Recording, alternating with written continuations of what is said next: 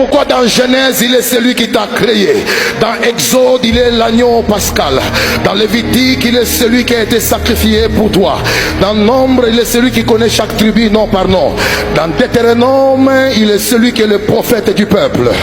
Et dans Josué, il est celui qui t'amène de l'esclavagisme vers la terre promise.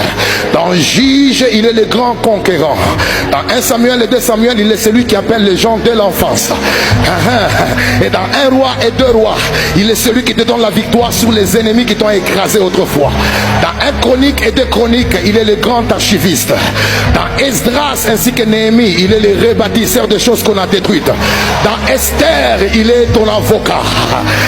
Dans Psaume ainsi que Job, il est ta chanson préférée. Et dans Ésaïe, il est celui qui dit l'Esprit de l'Éternel est sur moi. Car l'Éternel m'a oint pour annoncer la bonne nouvelle. Il m'a oint pour guérir ceux qui ont le cœur brisé. Il m'a oint pour proclamer la libération des captifs.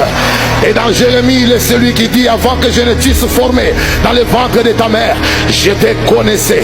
Dans la lamentation de Jérémie, il est celui qui dit mes bontés se renouvellent chaque matin. Dans Ézéchiel, il est celui qui dit même si tu es resté comme les ossements desséchés, je peux